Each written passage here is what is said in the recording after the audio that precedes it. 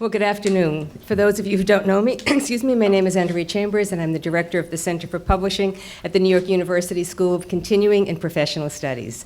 Your host for the latest in the NYU Media Talk series, a panel discussion entitled From the Publisher's Perspective. I'm so pleased to see so many of our students here today, as well as our alumni and members of our faculty and advisory board, and all of our friends and our colleagues in the publishing industry. And I'm very pleased to welcome and to introduce to you our distinguished panelists here today. For full bios, please may I refer you to the programs here on your seats. Now, our moderator today is Michael Cader. Michael is the founder of Publishers Lunch, the largest circulation book publishing industry publication in the world. Do I have that right? Sort of. As well as the companion website, publishersmarketplace.com. Now, as many of you know, Michael has also begun running a series of international publishing conferences lately entitled Publishers Launch Conferences, and in fact, the Center for Publishing sponsored one in September on ebooks at the Kimmel Center. And Michael ran a few more conferences at the Frankfurt Book Fair, and I think he's off to San Francisco soon for another conference. So, Michael, we're very happy to have you in New York here with us today. Now, next to Michael, we have Brian Tart. Brian is the president and the publisher of Dutton, an imprint of Penguin Group USA. Now, for all of you editorial assistants in the audience, I have good news. Brian himself started as an editorial assistant many years ago at Bantam Books, and so there is hope. He quickly, when moving to Dutton, he rose up the ranks, and today he publishes a wonderful line of books, including bestsellers by Harlan Coben, by Elizabeth George, and by Ken Follett. Now, next to Brian, we have Ana Maria Allessi. Ana Maria is the vice president and the publisher of Harper Media, now a division of HarperCollins. Now, as some of you may notice, Ana Maria looks nothing like Jonathan Burnham, who was initially on our program here today. Much and was Jonathan was called unexpectedly to London on family business, and Ana Maria very graciously stepped in his place. So, Ana Maria, we are very, very grateful to you. Ana Maria is the point person for all things digital at Harper Trade and Harper Children's, and she is our resident expert on ebooks on our panel here today. Now, next to Ana Maria, we have Bob Miller. Bob is the group publisher of Workman Publishing, where he works on a wonderful array of largely nonfiction and specialty books and calendars. And Bob was well known in the industry for not only his publishing acumen, but his willingness to try some new business models. He was the publisher of the experimental imprint Harper Studio, and was the founder and the president of Disney's Hyperion Books, where he published many bestsellers, including books by Oprah Winfrey and Mitch Albom. Now, last but not least, certainly, is Sarah Crichton. Sarah's a publisher of her own eponymous imprint, Sarah Crichton Books, at Farrar, Straus and Giroux, where she presides over a very cultivated and cultured list of fiction and nonfiction, including a number of bestsellers. Now, Sarah has a very interesting background on our panel here today, in that she's worked not only in the book industry, but in the magazine industry as a very top-level editor at Newsweek, and I think also at 17 years ago. And I might note that as editor-in-chief of Little Brown, Sarah acquired two of my favorite books, Malcolm Gladwell's The Tipping Point and Alice Sebold's The Lovely Bones. Well, as you can see, our panelists tonight have very different backgrounds, and I'd like to share with you just a few words about how this discussion today came about. Now, those of you who've attended our previous Media Talk series know that they're very lively public forums on important issues facing our media today. Now, as we began to talk about this Media Talk, it occurred to us that many of the top leaders and the thinkers in the book publishing industry are right here on our own faculty. So why not ask them to share their individual and collective wisdom about where the industry is going and how it impacts all of you. Brian, Sarah, and Bob all teach different sections of our Introduction to Book Publishing course in the Master of Science in Publishing program, and Ana Maria teaches a course on ebooks in our continuing education program. Now, as our students can attest, they really all have much to share about the changes and the challenges our industry is facing, and I can tell you that they have all greatly enriched our classrooms. Now, for the sake of brevity, if any of you want some specific information about our programs here at the Center for Publishing, our Master of Science in Publishing, or our Summer Publishing Institute, there are programs at the back of the room. And now I think it's time to get started. We will have time for a question and answer session at the end, so please, we hope you have lots of great questions ready. And now, everybody, it's time to hear about the industry from the publisher's perspective. Great. Are these on now? There we go. Thank you, Andrea. And thanks for making all the introductions, so I don't have to make any of them. So we can just jump right in here, which is always the most fun way to go about this. I'm going to start with a question that's going to be open to all of you. Maybe Sarah will start down at your end and work your way back to me. I've been struck with regularity over at the Publishers Lunch news desk. Pretty much every day we get to hear from some group of people from outside of the publishing business who have a fabulous idea for reinventing publishing and come with 3 venture capitalists in tow and grand plans. So I'm wondering, I'd like to hear from all of you about how you or your companies are working to reinvent publishing from where you sit. Oh, God, that is just, that. I don't have a clue. That's a satisfactory answer, too. Yeah, I think, I teach my students that they have to, that the first class that I teach, we start with Gutenberg. And basically to show that publishing has been changing for hundreds and hundreds of years, and it's going to keep changing, and then you have to stay nimble and adaptable and open-minded, and especially as you get to be my age, you have to surround yourself by young student-age people with new and fresh ideas and stay open to them, which then allows me to just pretend to be nimble and pretend to be adaptable. And I just stay really good at what I'm good at. And I figured that if I keep doing that, which is, in my case, picking interesting and terrific books that people are going to love, they're going to love it in whatever format comes along, which means I have to stay really at the top of my game in terms of editing and looking for talent, and also always seeing how the world is changing and looking for the potential audiences wherever one may find them. But in terms of actually changing the industry, I let other people do that. I think one of the hardest things for all of us is that we have to keep being good at all the things we have tried to learn how to be good at over the past, 30-some years for me, but and then add all of these new skills. The nice thing about the classes here are that the people who are going to bring those new skills in a way really beyond what the rest of us up here can pretend we have are in these classes. But it is like you have to keep doing, you can't stop doing all the things that we always learned how to do. So picking the best book, making sure it has the right gestation period, building, communicating it, publishing it, making it public in every possible direction you can. Of course, now there's a lot more directions, a lot more ways you have to do it. So there's learning new skills and unfortunately investing in a new format for every place it goes. I mean, the idea that we're all nostalgic for just the old days when we could just print a book and that same object would be go in all the possible places it could go. Now we do that, and on top of that, we have to mix a little HTML5 with an EPUB 3 and a little Merlot and try to figure out where to port it. So the addition of all these new skills, which requires new staff and new abilities, is I think the hardest thing about what we're facing of all. Yeah, I would agree that it's important to continue to do what you're good at, to stay at each individual's, predominant skill set and to maximize that. And to quote one of my favorite authors who just recently published a book called Great by Choice, Jim Collins, who for the first time agreed to publish his book simultaneously in print and in ebook. He was very reluctant to do so until this year. He talks about firing bullets, not cannonballs. And the idea being that you take small steps towards experimentation and you watch closely what that result is before you take a big, bold bet on anything. And I feel that that's a lot of what I and my group and the company that I work for is trying to do, is trying to take some very calculated, educated, small bets, watch them closely, and then understand where to apply resources.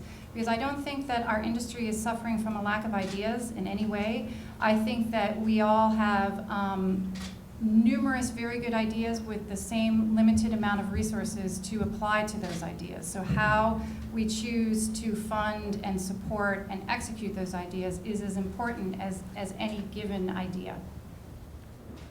Yeah, I think when we first started in the business, and you learned it through kind of a mentorship program. It was like it was an apprenticeship in a lot of ways, and over the years you learned how to do things to be successful. But in publishing, particularly in the editorial side, where I came from, and I think Sarah and Bob came from as well, you learn how to fail really quickly because that's what happens with a lot of books. They actually don't work. They don't, make enough money, and you find out that, you've got to be good at that. You have to learn from that, and if you don't, you're kind of out of the business pretty quickly. And so we all learned a lot from failures, and now in the last couple of years, we're finding all sorts of new failures that we have to get used to.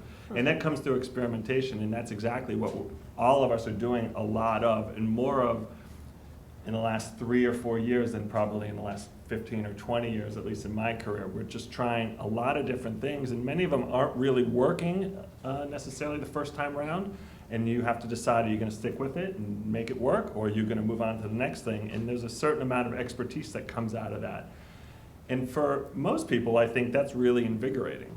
After 20 years of doing the same thing over and over again, you start looking around and thinking, maybe there's something else out there I should be thinking about. But we don't have to do that because everything has changed around us so dramatically, and we're all learning how to do it in a new way and how to be successful at it. And one of the ways is to continue to experiment and figure things out and to learn from it ourselves. And that's what a great deal of, I think, all of us are doing right now. Since you've opened the door, Brian, can you think of any particular recent failure that did have educational value or that led to doing something better the next time around, just to make it a little more particular? Well, when I was told I'd have to talk about a big mistake or failure, I conveniently thought of one I did 15 years ago. Research them all, okay. And I thought, that can't come back to haunt me if I did it 15 years ago. A recent one, the most recent one that I can honestly say is I got excited about the aspect of ebooks where, like enhanced ebooks, where people would want to read a book and also see a video. And I put a lot of money into one project where I thought it would be really cool if we had like a very hip director directing a video, we had a very cool writer writing the story, and wouldn't it be great to toggle between a chapter and a video and a chapter and a video, and it all came out looking super slick and super cool, and nobody cared. Nobody cared. Nobody wants to read a book and watch a video, have a video interrupt it, at least the way that I did it. And that was about 2 years ago, and I thought, I really overstepped, not just what I'm doing as a publisher, but what the audience was ready for and what they want. But maybe it'll lead to some Hollywood people showing movies and you having people read books during the movie screen. That could be That's a great idea. There's probably VC money for that. All right, so our key takeaway still remains add Merlot, I think. Works for me. And since you came up with that, Bob, I want to go back to you just on one of your recent experiments that I'm aware of. I know that through the Algonquin division, you've been working with first Barnes & Noble, and I think now this month other retailers trying to test the market for the idea that consumers might have interest in a bundle between a print book and an ebook, either as a low-priced upgrade, I think in the Algonquin backlist promotion, or that they might want both iterations of the same work with the new Hillary Jordan book. So I'm wondering if you can give us anything that you've seen so far about how that's working and anything it tells you about what customers might or might not want right now. Well, yeah, I've been obsessed for a couple of years about, is there a third way other than forcing consumers to choose between digital and physical, and having that be a battleground to actually use digital to sell physical and vice versa. Unfortunately, there's only one account currently set up to attach digital and physical sales, which is Barnes & Noble with the Nook. They can attach a digital free digital download or an upsell of some sort to a physical purchase at the cash register onto the Nook. Independent bookstores have not set this up yet. Amazon hasn't set it up yet. I mean, they're the only account I know about that has this ability. So unfortunately, there hasn't.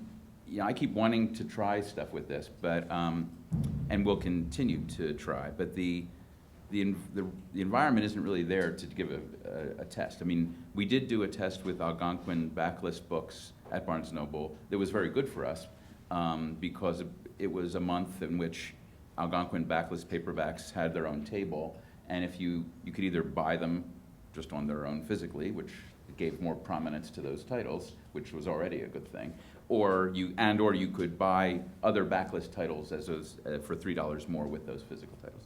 And we did see a lift in those sales, and we did see a lift in the physical sales. So, but it was 1 month at one account, so the largest account, but still limited.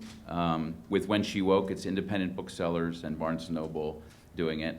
But again, it's not the visibility of it is low because it's only being done.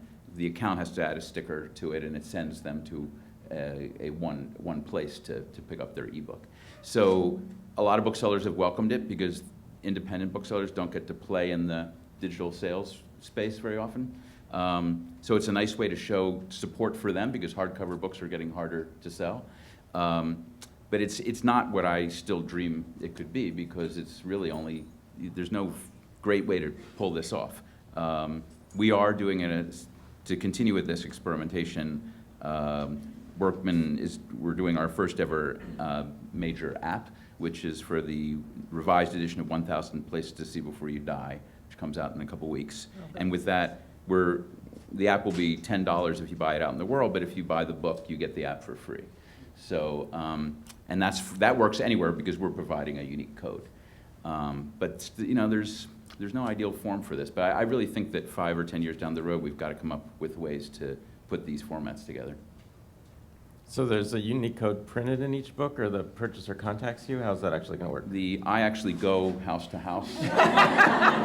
See, it's very cumbersome at this stage. You have the app it's in your pocket. But you get to know your customers this way. You Right. get feedback. And they give you Merlot, and everybody's happy. The code is printed on the underside of a sticker on the cover of the books. Right.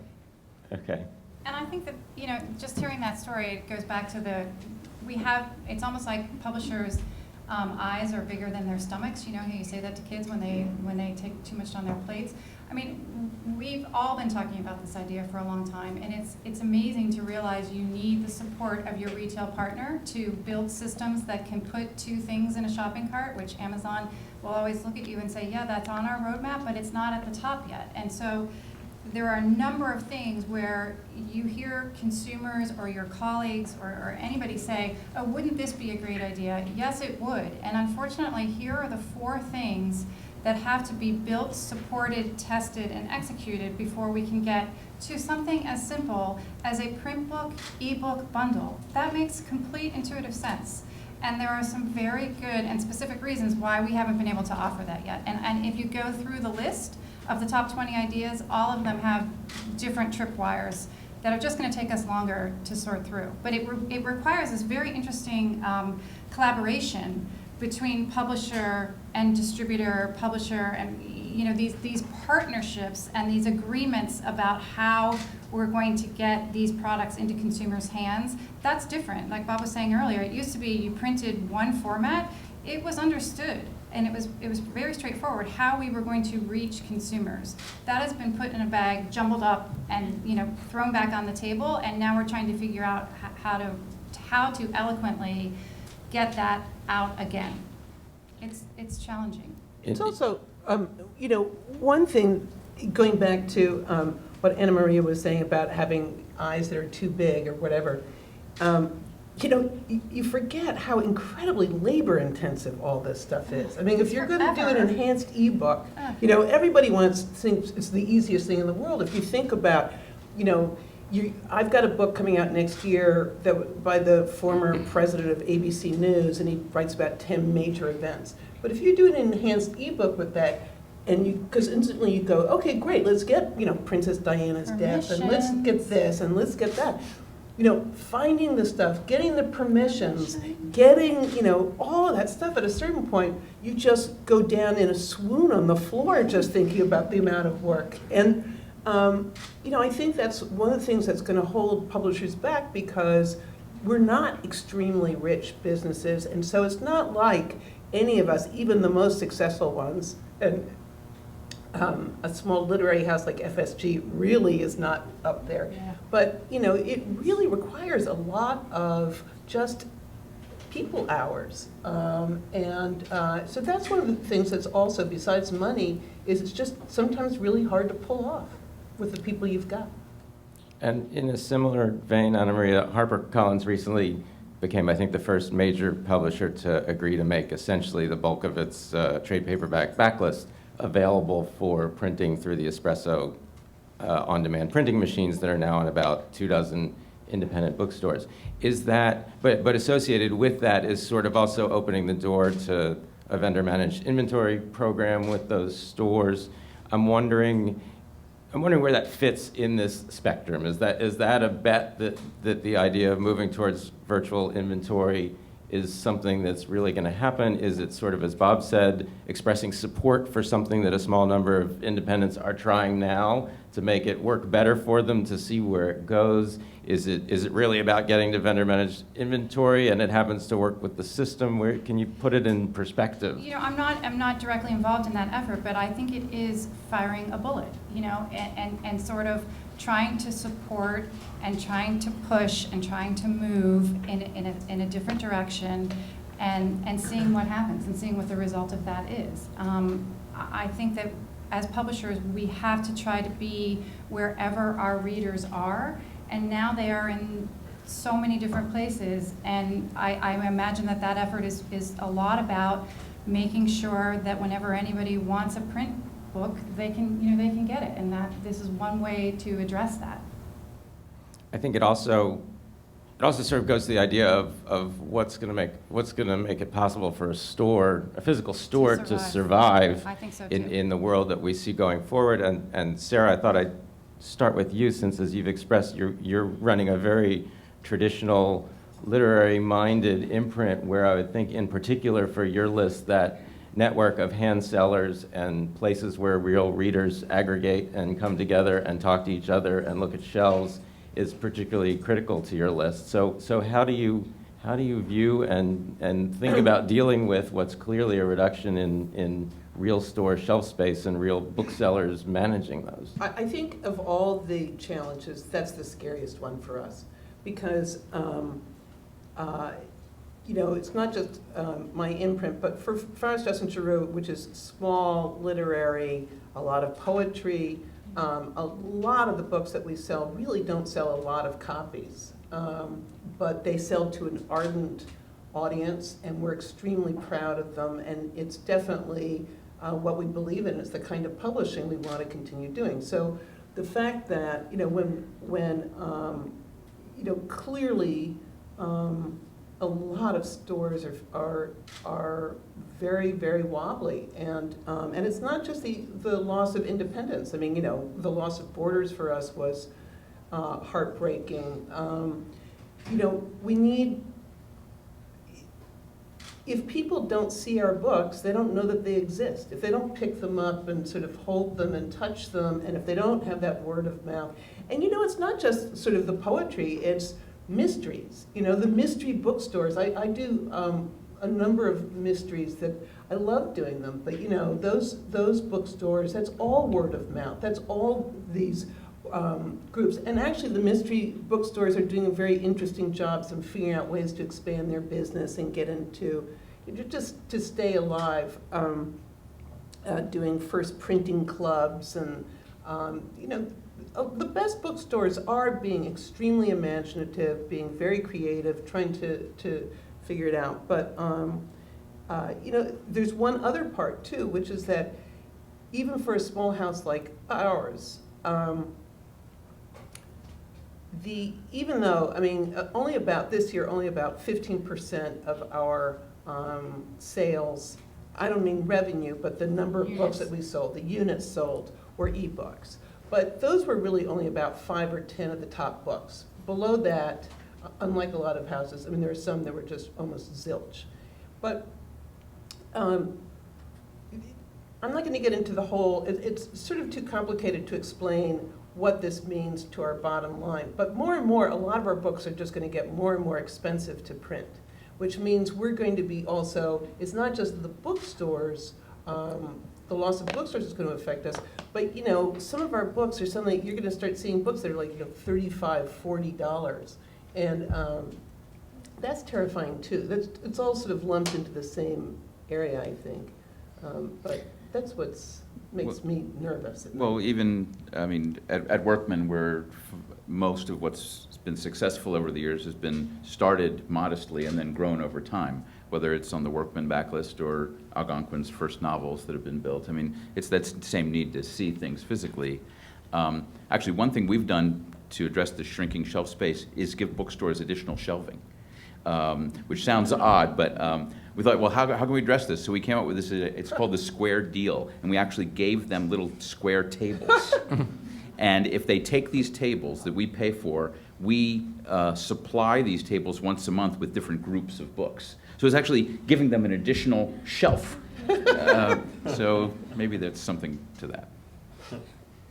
And Brian, how does the shelf space conundrum look from your side? I mean, Sarah was mentioning mysteries, and you obviously have a lot of mysteries and thrillers on your list as well as other books. Do you guys have any better idea of how to attack the browsable discoverability issue as all these live showrooms get increasingly pressured? Well, it certainly changed, and I don't know about if we have better ideas, but our major concern certainly is the retail environment. I mean, we used to do a great job, all of us used to do a great job of selling into the accounts and getting into these great promotions in the bookstores, which then got to the readers. And for a lot of my authors who can write a book a year, who are almost branded authors, it was almost more important for me to make sure those books were stacked high and in front of the bookstores than anything else. And that's how these would get, the sales that they would get. Now you can't count on that at all, really, and that's changed a lot for us. But not surprisingly, I think that even the more commercial books, less the literary novels, less the illustrated books, but even the commercial books, we are trying to make them more like objects. We're putting more money into the covers. We're putting more money into maps and end papers and things that we can make that can make the book distinctive, even over an ebook in some ways. So that's the enhanced book. Right. Right, because we feel, as one of my authors said to me a year or so ago, he said, if the printed book goes away, what are people going to decorate their houses with? And I said, Bob's going to give them a shelf. Right. And I think what we can do is continue to make the book actually something that they want. It's funny, the two courses that I've taught at NYU, I always start the course off with a question to the kids about what they read. Do they read on e-readers or do they read on books? In the two courses that I've taught, 80% of the kids read books, don't read off of e-readers.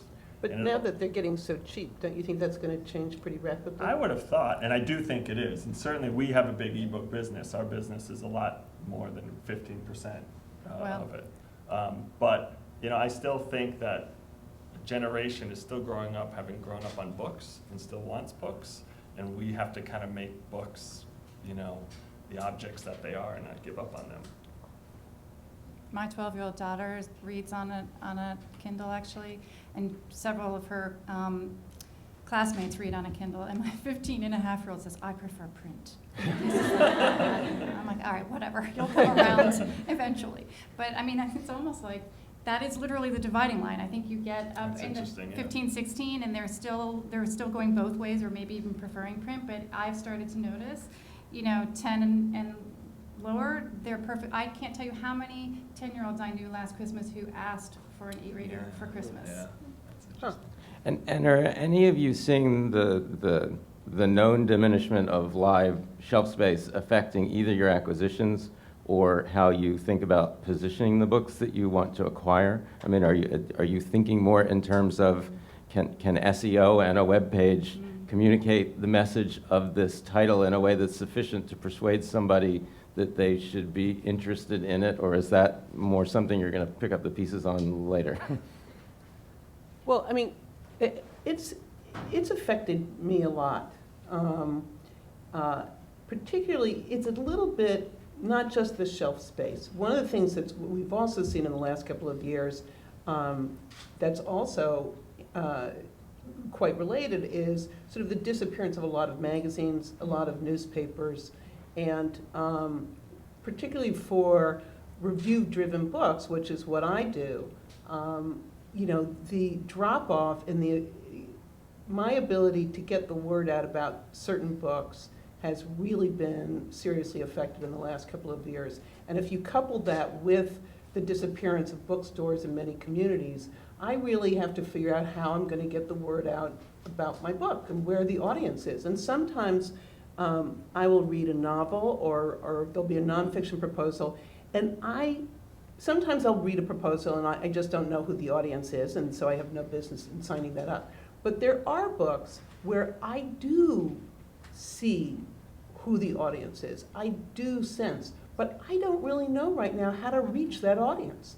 And, you know, perhaps further down the road when either we have a better ability to online reach those audiences, and some publishers feel that they've got a good handle on that, and others don't feel like they have as good a handle on it, and it does require money, and, you know, so I have been walking away from projects that I really thought were valuable and interesting, but I also knew that I couldn't publish them well. But this was always the challenge. I mean, there are the two tragedies in the business are, one, having something fantastic and no way to tell anybody about it, or having a project where you have lots of ways to tell people about it and it's terrible. Not that I've ever published a bad book by a celebrity, but you know, obviously the goal is always something of value and a way to tell people about it. So the value has to be where it starts, but you need to also have a way to tell people about it. Now there are new ways to tell people about things. You know, if someone has 1 million Twitter followers or 1 million friends on Facebook, that is exciting to know. But if what you're going to tell these followers about isn't something they want, then it's the second kind of tragedy. So, yeah, there are new tools in the toolbox, but the issue is still the same, I think. So to move from tragedy to irony, perhaps, one thing we've seen as physical shelf space declines is that, in fact, physical sales of books are gravitating increasingly online, as well as ebooks, which are obviously primarily an online-only product. And in both of those fields, a lot of the market share is gravitating towards Amazon.com. And now Amazon is at least dipping their toe into publishing as well. We're all aware of that article from last Monday. I'm wondering if any of you have thoughts to share about the article or the larger subtext of the article, which is that everything is about Amazon now. And what else is there? You know, I think it's a hot button, so it's fun to talk about, on the one hand. On the other hand, as Sarah said, I mean, I think William Caxton, you know, had a printing press, so he also published. And Ben Franklin had a printing press, so he also published. So this idea of everybody being in the pool is not really revolutionary. I think Roxanne Cody from R.J. Julius said, yeah, the pie is the same size, but there are a lot more forks. So there are more people doing publishing, and some of them have a distribution platform that's very powerful. But I guess I take some reassurance from a couple things. One is there have been pretty steadily 1 billion units sold in trade publishing over the past few years, roughly. So out of those 1 billion units, how many will Barnes & Noble's proprietary publishing and Amazon's proprietary publishing take over? 10 million each? 100 million each? That's a lot of books, 100 million each. If it's 100 million units each, we still have 800 million units for the rest of us to fight over. So that's still something to do. And you know, the good books are still going to find their way.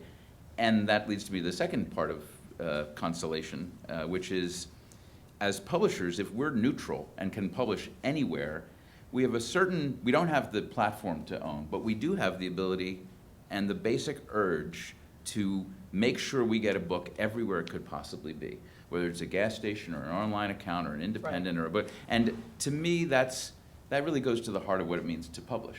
I mean, you are the champion of that book, you know, high and low, hither and yon. It's not just you're doing a certain thing in a certain platform for a certain locked-in reader on a certain day. So that's where the hope lies for me. Yeah, just to build on that, I mean, I think some people don't realize, when you were to read that article, it forgets this vast sort of distribution that's out there and where books are sold and where, that Amazon doesn't control. And and that in fact, they can't sign up certain authors because some of those authors really do need to be distributed in Costco and in Walmart and in gas stations and supermarkets and everything else. And so, the article kind of hinted that any day now, every major author was going to bolt and just sort of become an Amazon author and cut publishers out or cut, and it's more complicated than that. And as evidence of that complication, Brian, part of the article tried to paint the idea that certain of your colleagues at Penguin Group were ballistic over self-publishing through Amazon, although the article overlooked the fact that Penguin Group is a partner of Amazon's in publishing newly discovered novelists through their contest over the last 3 years. Right. Have any of those flowed through Dutton? Have you had experience with those? We have the next one. Okay. It's a next perfect one. setup for you. That's then. right. And it is funny. I mean, we partner with Amazon. We have a partnership with them for the last 5 years to discover a new writer. And it's a contest, and Dutton will be publishing the next book. It's called East of Denver in the spring of next year. And it's one of about, I think we've published about 5 of them, one a year for the last 5 years or so. And so, I mean, that is a big part of what our mission is, obviously, to discover new writers. And Amazon has, been a partner in that with us and with other programs as well. So it isn't anything new, really. It's something that we've all been looking to do and have worked together to do for quite some time now. I think part of what it points to is that increasingly the lines are blurring among roles of everyone in the business that we call publishing. Technology has certainly enhanced the ability, more or less, for anyone to be a publisher. Retailers are offering publishing programs. Publishers and distributors are helping agents and authors distribute directly and eliminate certain publishing services. Penguin has Book Country, which is experimenting with giving more direct market access and resources to authors. Harper's had Autonomy and other of your projects going for a while.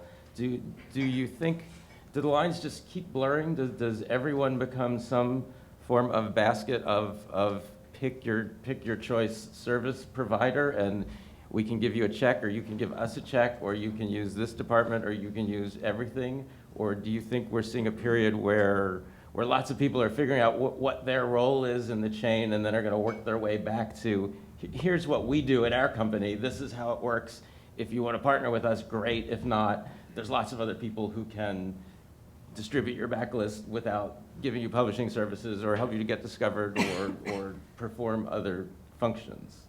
Ana Maria, do you want to try this one? Well, I think it's a little early to tell, but I would suggest that we would be wise to experiment and find out what we're good at and limit our efforts to that. I think to try to be everything to everyone is going to be very, very challenging. I mean, but I think it's too early to tell. I think that's part of what we're all trying to figure out. And I think that part of what happens when you get up in the morning and you see a front page article in the Times about Amazon participating as publishers, yes, of course, we all know this has been happening forever. But I think it wouldn't be completely honest not to say that does stick in the back of your brain, and you do look at your daily events and it influences it. So I think we're all we all do get up and grab our phones and read, and every morning we see something that someone else has announced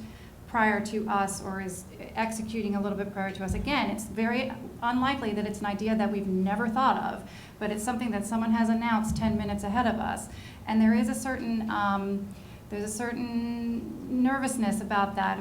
Should we have been first? Is there, where is the first mover advantage? All of that stuff is playing into our brains when we read the next submission, when we think about, how to best publish that title. I think it's affecting all of us. So I think it's good to resist. I think a great strength nowadays is to resist the need to be first, to be everything, to, you know, to dilute your talents, and to what Sarah said, you know, do what you're best at.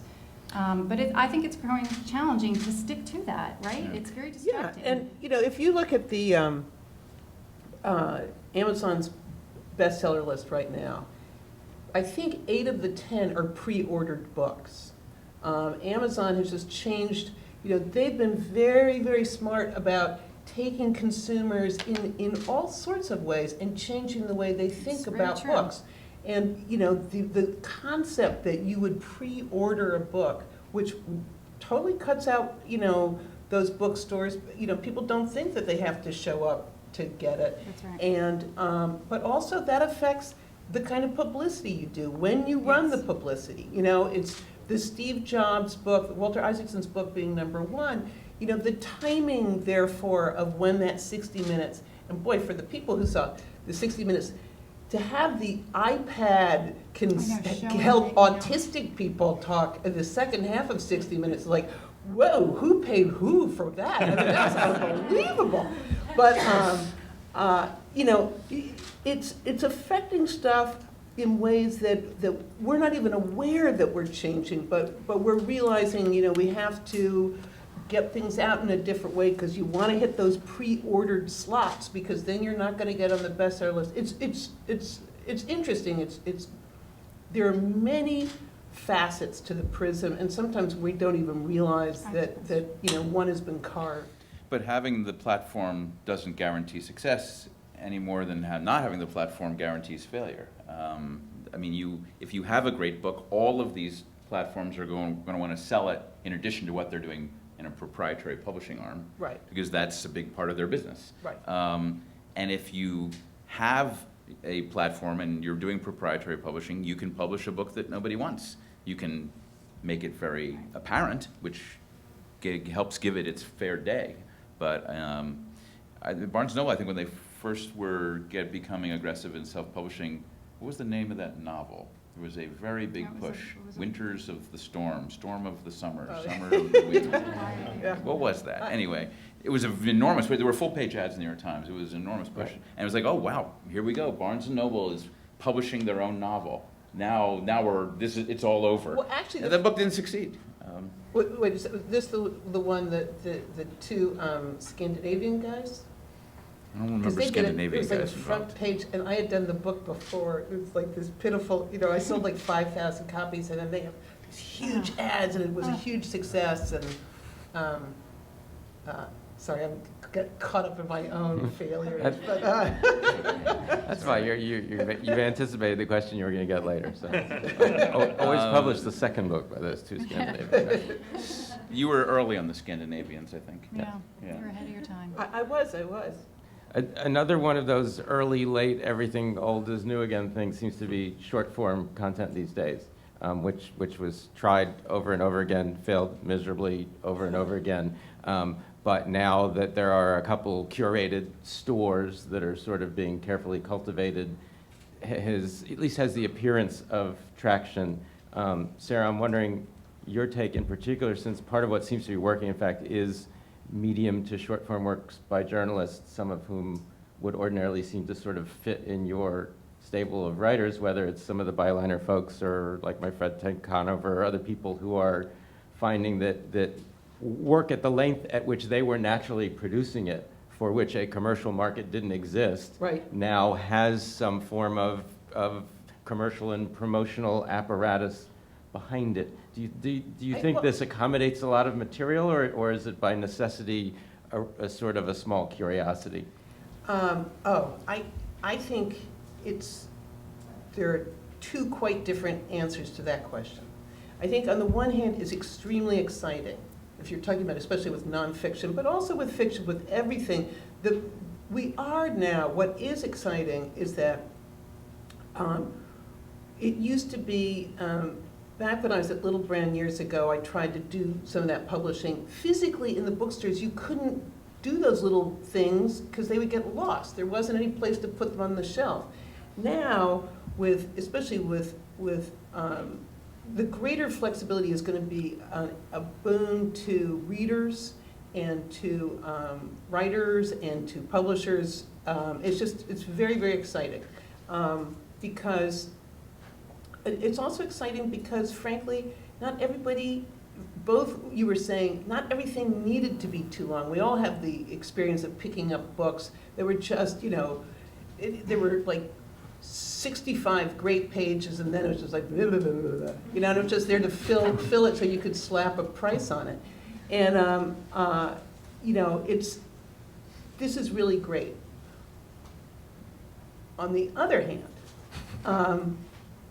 I think one of the things that concerns me the most right at the moment is, coming out of news magazines as I do, having done a lot of serious nonfiction, I think one of the areas that people aren't talking about or thinking about enough is what's happening in that area.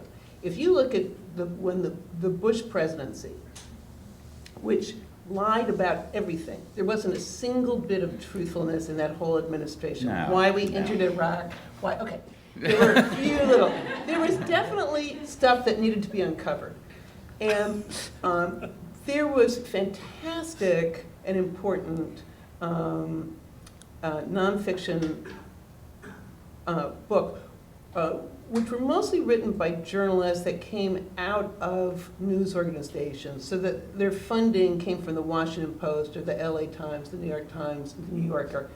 But then publishers supplemented that, and you had really an important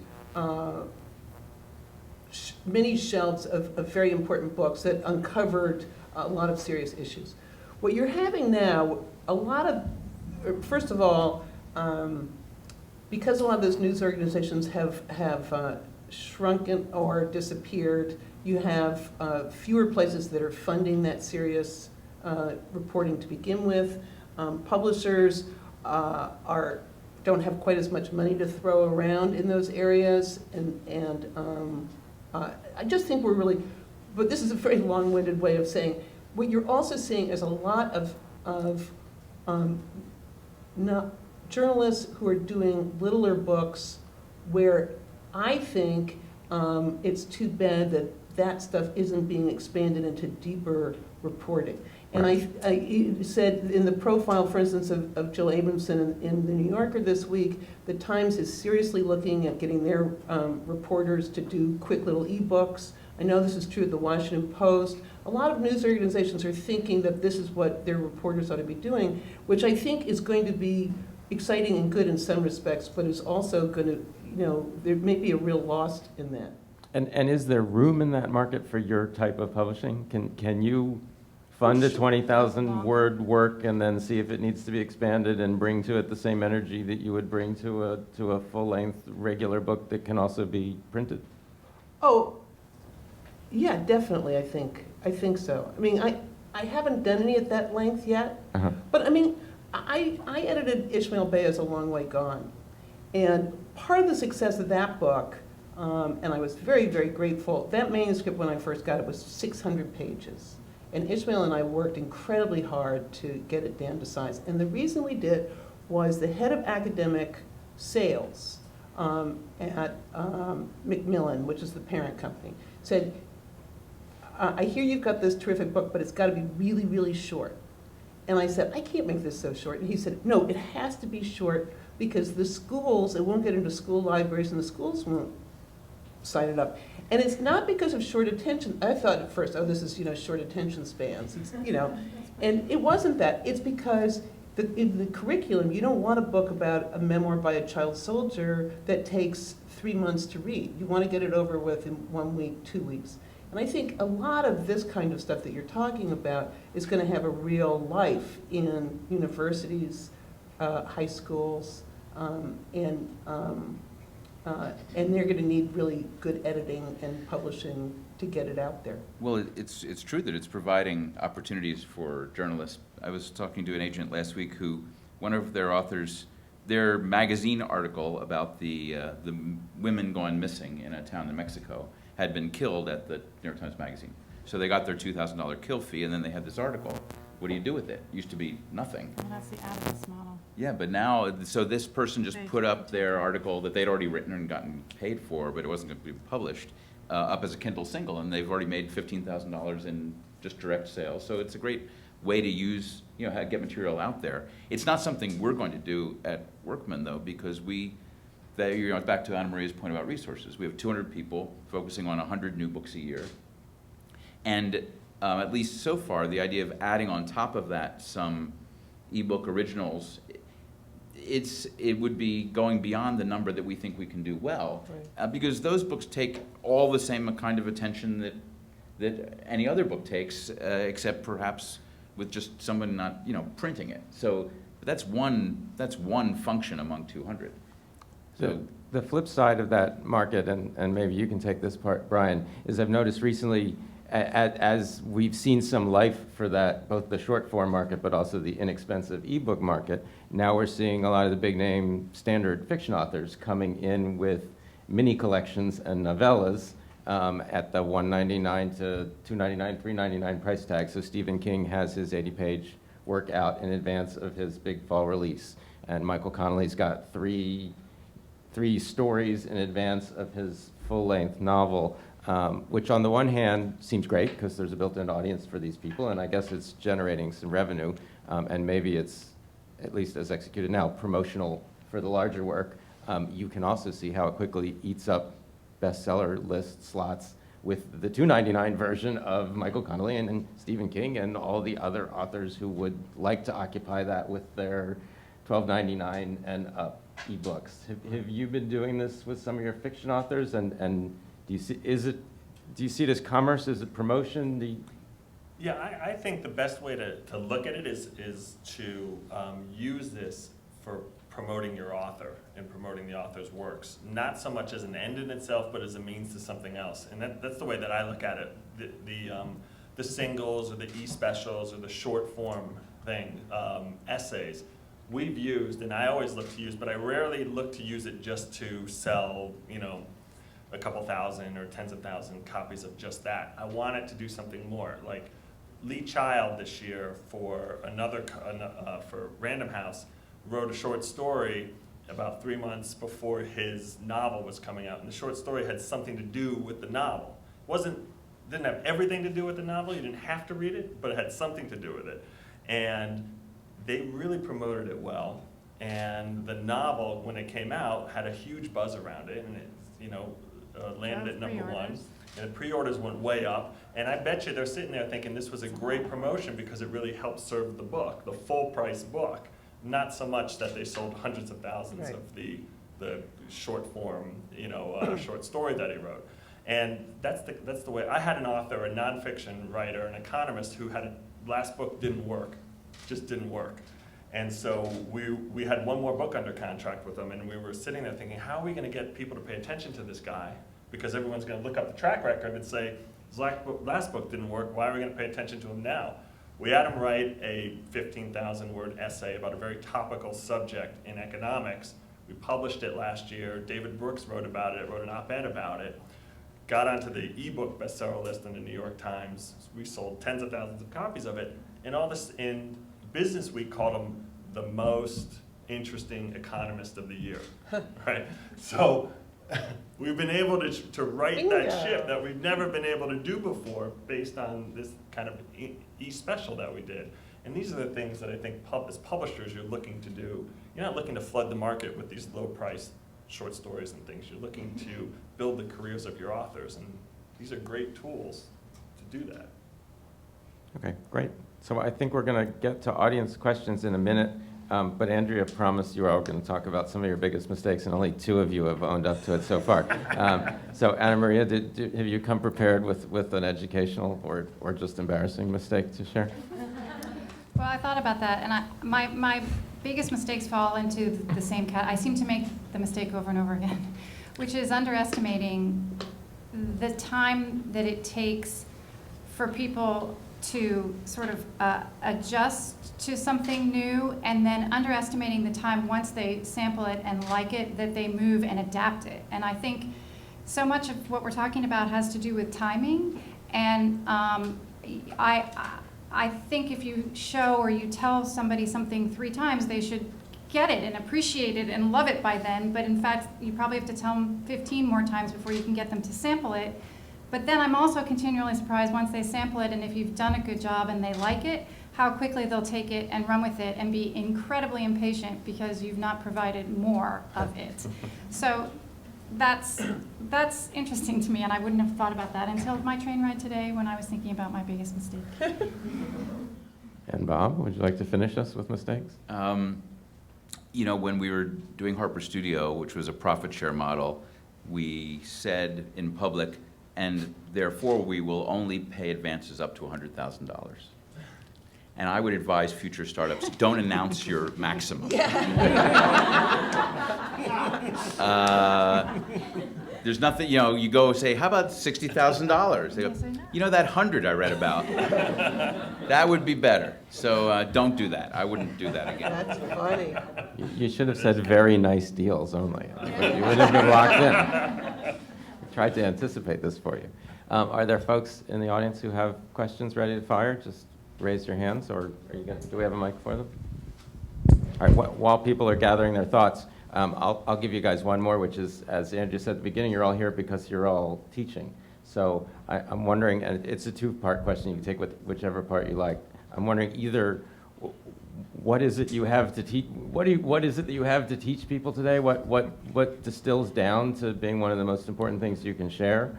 Or inversely, if you don't have a good answer for that, what's the most interesting thing you're finding you're getting back from your students as you're exposed to what they're bringing to our field? Well, for me, I mean, I remember coming into publishing just from that pure editorial background and thinking I would edit poetry and that kind of a very, you know, rarefied view that, and the people in the class I've been teaching also come to it from a great love of reading, but they have a much more sophistication than I had when I started about knowing what the business really consists of, knowing what the issues are of the day, knowing what all the different you know, questions about technology are, and being aware of all the other moving parts in terms of marketing, publicity, and sales. I mean, I came from it purely academically and as a reader, and they are that as well, but they have a lot more sophistication in the other pieces that they're going to need. Anybody else want to take a crack? It's Ana Maria? hard. It's hard to teach well, to do a good job at it, and I've been humbled in that effort. I really enjoy it, but I've never done it before, and it's hard. And I'm glad for the opportunity, and I've learned a lot, but a lot goes into it. I think the thing that I get most out of it is that it's the one part of the week when I'm meant not to be cynical about things. And I kind of gear up for that, and it's kind of great to be reminded that we're in the optimism business. I mean, as I said, most of the books you buy will not work.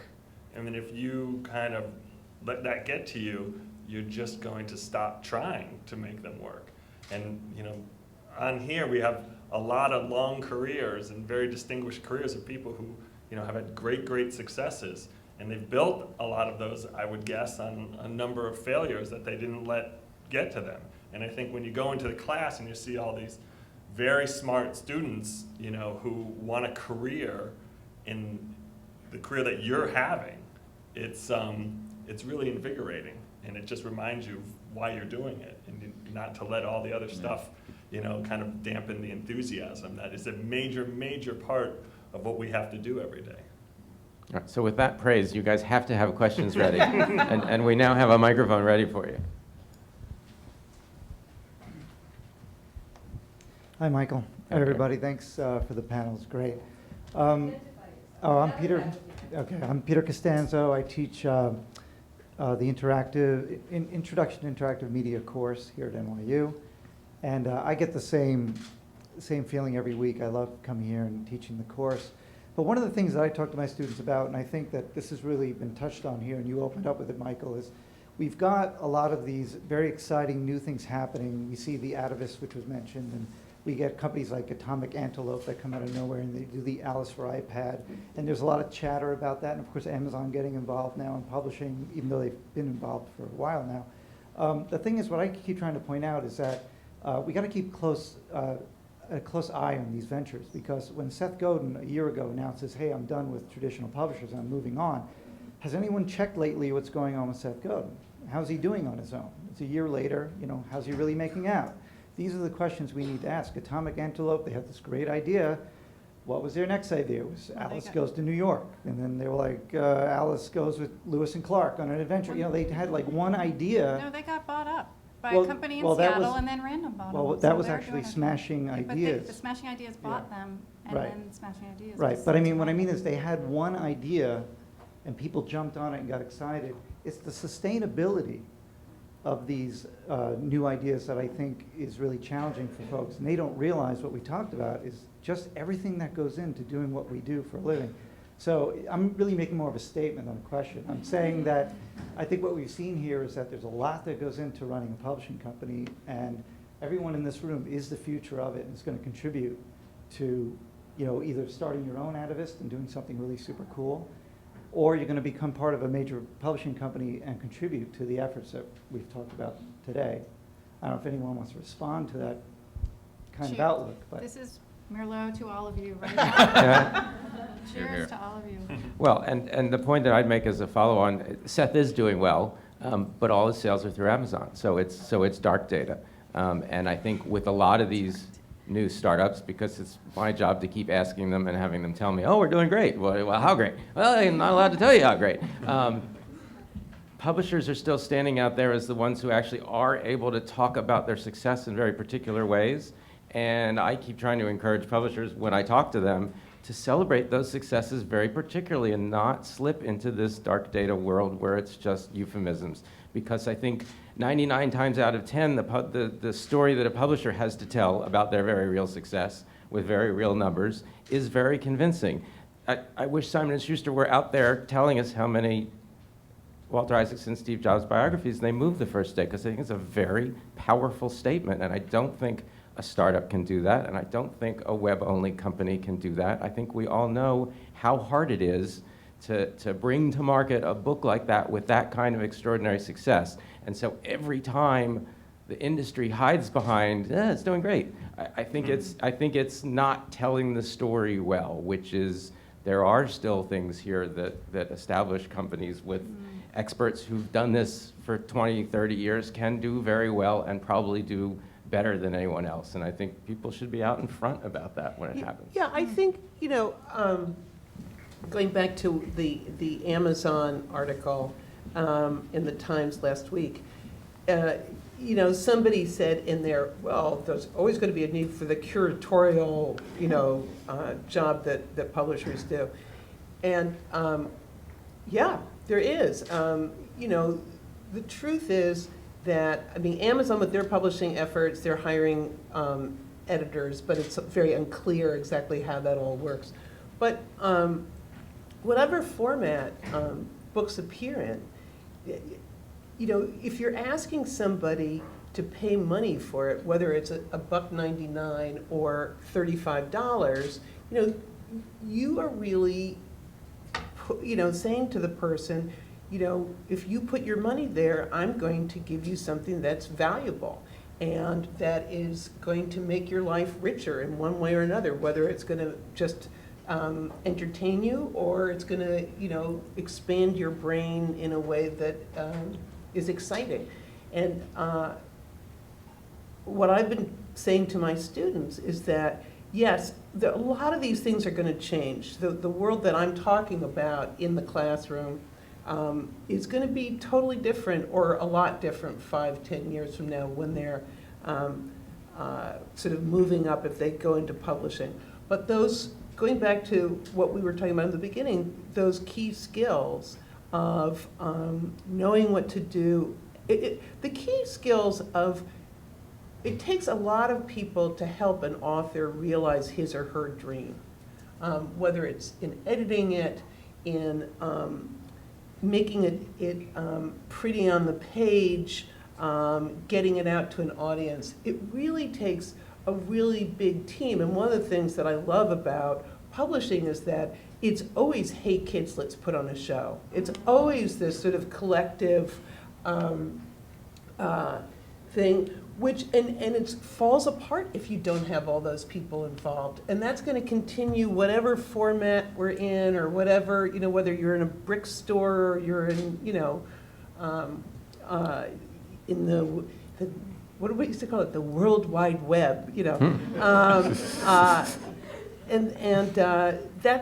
That's what's so much fun to teach, and it's why we all still are in the business too, I think. I do think, though, when you're talking about skills, that one thing that really has changed is that everyone in every department, or any interested in working in every department, has to really understand every other skill. Yeah, I mean, that's right. you can no longer have the luxury of being the editor in the ivory tower, and then it goes down the assembly line, and you don't need to know the messiness of sales. I mean, I think it's all too integrated, and the skills and it's all too challenging for everyone in every area needs to really have a deep understanding of every other area.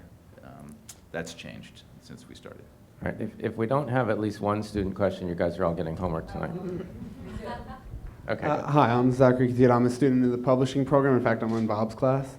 I'm wondering, with Amazon, I know they announced their new pricing about a month ago now. And obviously we want them to succeed, but their pricing is cutting out other e-readers at this point. Are you guys doing anything, or are your companies doing anything to help other e-readers survive the price cut that Amazon's doing on them?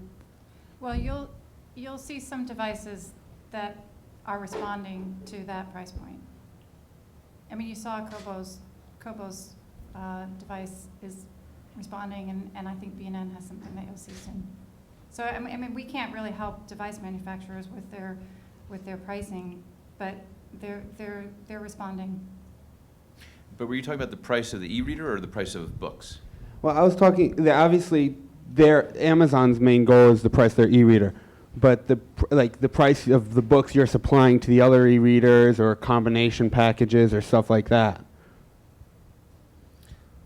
I mean, because there's two different. There's the hardware, which is obviously the less expensive it is, the more people will own them, and then hopefully the more books they will buy. There's a positive there. In terms of the down pricing of titles, the biggest 6 houses are working on an agency model that gives them some control of pricing. So those are two answers. I'm not sure if that's what you're driving at. But also the hopeful thing about the pie is shrinking if we just sell the same billion units but at lower prices. The hope there is that it's the next mass market revolution, and actually we're selling more than twice as many copies at half of the price, which would just increase readership while making the same amount of money. That would be okay. I think if we can bring the mic up front, we had some others up here. Yeah.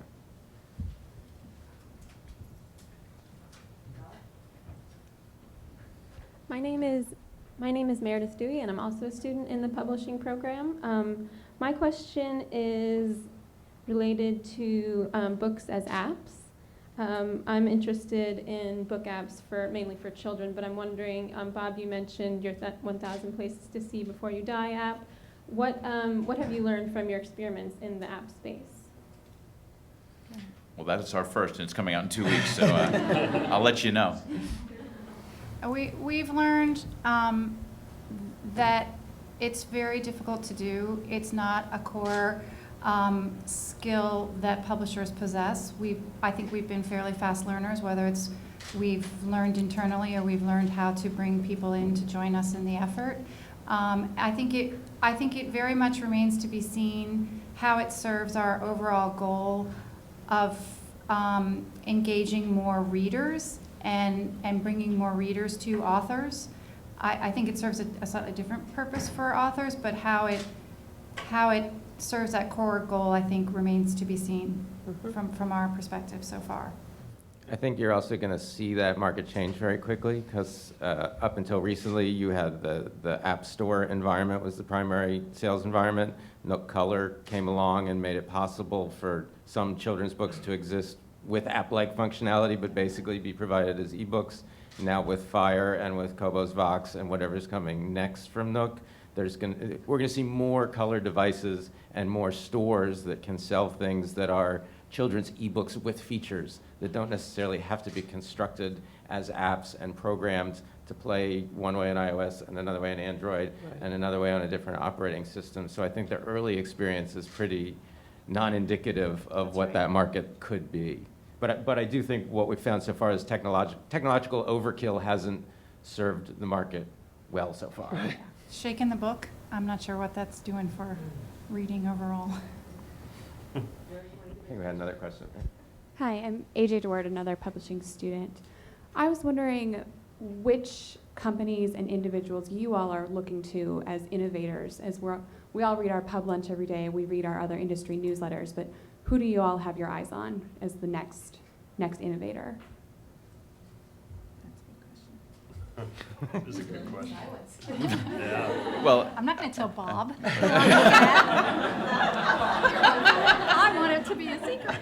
well, mine was going to be you, but now I'm not. You know, I've been chasing Peter Costanza around a lot recently because I'm interested in what F&W has done in the last couple of years in their ability to go beyond selling through traditional channels to having their own consumer-facing niche publishing online, which I think that, you know, that's something we all need to learn how to do, whether we do it to the extent they have or not. How to really get involved in communities of readers of all different types and get feedback from them and be participants with them in what we're publishing. I think that's a really interesting, what F&W has done there is worth looking at hard. I love The Atavist. I love everything they do. I spend most of my time looking at what authors do, you know, and trying to figure out what they're doing to cultivate their audience and their platforms, and either try and mimic those or try and convince them to come over and join me. But I think, you know, we can learn a lot from how they create their audiences and what they're doing.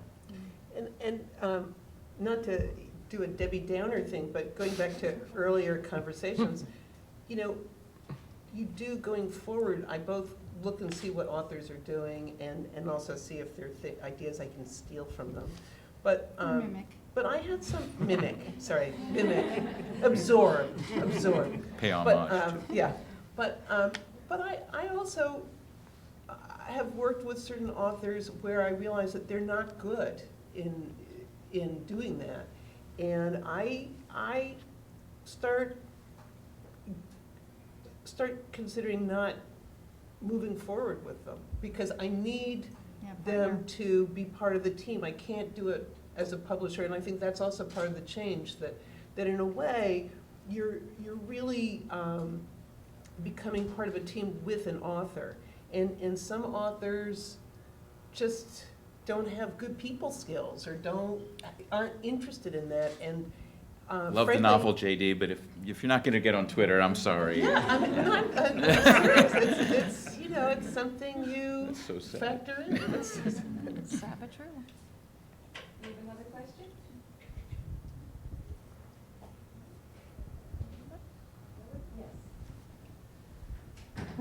Hi, I'm Tara Powers. I'm not part of the program, but I'm part of the Young to Publishing group, and I work at W.W. Norton. My question is kind of related to that bit about the author being part of the team, and a little bit to what we were talking about earlier with short form kind of changing the game with bestseller lists and things like that. With these new sort of electronic forms, whether they be ebook originals or short form, kind of propelling maybe more established authors onto those spots on the bestseller list, combined with authors who might not have good people or electronic skills, does it make it harder for newer authors or unestablished authors to make inroads with your houses or to kind of make cases for themselves if you don't think that they can survive in this sort of a market? Yes. Yeah. Also, you know, it's been talked about a lot, but because of all this stuff, you know, the bestseller list again and again is just filled with the big names. It's just harder to sort of break in there, and between the celebrities and the well-known, dug-in, well-established writers is just really very hard. And you do. But, yeah, I mean, discovery is something that we're talking about a lot. We can't exist if we're just relying on either increasing or maintaining our current author sales. I mean, we have to do a good job, and we have to discover authors year over year, and that is changing like everything else, and it's challenging. It's not impossible, but yeah, that's a big preoccupation. It has to be. For us, it's not just electronic, but authors at Workman or Algonquin are toured relentlessly, which is something a lot of publishers have set aside. But so a willingness to be out there on the road and meet with booksellers and talk to authors, for long stretches of time. I mean, we ask that they not have families. We tour them till they drop. Anybody else? Oh boy. I just wanted to ask you, what inspired you to be a publisher amongst many occupations? I love reading. I love authors. I think even more than I love reading, I love authors. They're still a very distinct breed, and I think I keep referring to them as our last sort of overexploited celebrity. I mean, if you think of it, seriously, it's only now that you're starting to see their faces on a routine basis, and as someone who makes a lot of enhanced ebooks and puts a lot of these people on the screen, that's a very interesting experience for them, and that's something entirely new in many cases. And I love authors.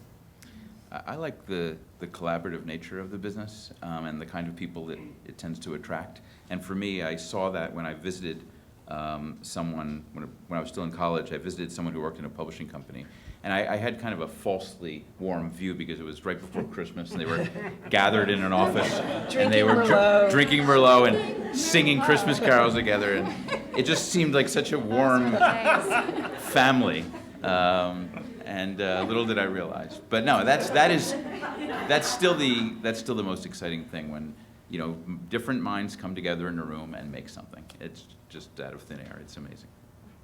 Yeah, I also, one of the things that, having started out in magazines, that was actually great training for me before books, because there you really realize that you don't exist unless you're involved in a dialogue with the reader. And it's quite exciting to put a magazine out and you can really feel that there are readers who are interacting with it.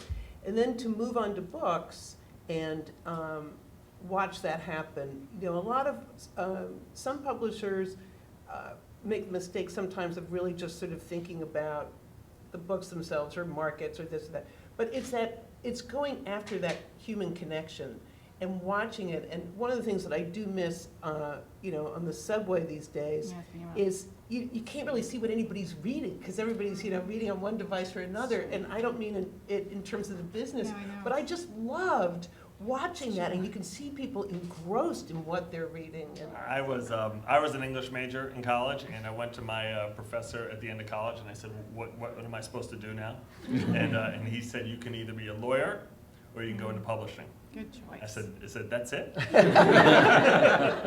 You can go back home, live with your parents. Exactly. Hi, I'm Carrie. I'm a master's student. My question is kind of about the devaluation of books because of the ebook, the pricing trend with ebooks. And I think that there's sort of this perception that whatever's online should be free. So how are you guys countering that and sort of saying, my book is worth something, it's worth more than 99 cents? it's a good question. It's been surprising to many of us, the willingness for consumers to pay for quality material. I don't know that we've suffered from a huge perception of lack of value as it's gone from a print format to an electronic format. I do think that we've suffered from, why can't you give me a bundle? Why can't you deliver it to me without errors? That's not as easy as you would hope it to be.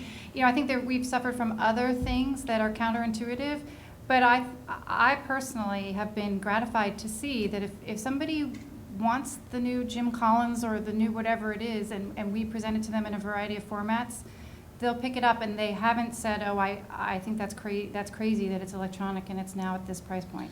But the only caveat to that, I think, would be that the previous model of windowing from a higher price format to a year later a lower price format, and then a year later than that a lower price format than that, and then remaindering. That's the thing we're doing differently now. So the good news is more I think that's readers temporary. buying more books at lower prices. As problems in the world go, that's a good problem. But it is happening at the same time as the much more now. expensive format. So that does threaten the more expensive format. I think it's getting harder and harder to sell books at more than $25. They were at the same time selling for $12. But Or trade who paperbacks. can remember this? Because somebody was talking about this yesterday. They're The Walter closer. Isaacson on Amazon, the ebook is almost identical. I think it was 80 cents higher or lower than the discounted print Right. book. That is the good news and the bad news, as Bob is saying. So, but it's very interesting how they've actually come together. I think also, though, I might be wrong, but my impression is that that was more of an issue. I was reading that kind of chatter much more a couple of years ago of, you're not doing the printing, you're not doing the paper, so why are you charging this much? And I have a feeling that, I might be wrong, and you may be reading. No, we can see it this. in our sales. That's I true. think people are making their peace with it more. Yeah, people used to stop me in airports and complain, seriously, and complain about it, and they, knowing what I do, and they don't say that anymore. They don't say, I don't understand, why isn't it free? They say, why am I seeing typos? And then I have to talk about proprietary formats and Mobi and this and that. You miss your plane. I know. Well, everybody, I think we all need to, a lot of you need to get back into the publishing jungle where Amazon is the big hunter encroaching and so forth. So a very warm thank you to our moderator, to our panelists for sharing their successes, their failures, a lot of passion and inspiration here today. Thank you.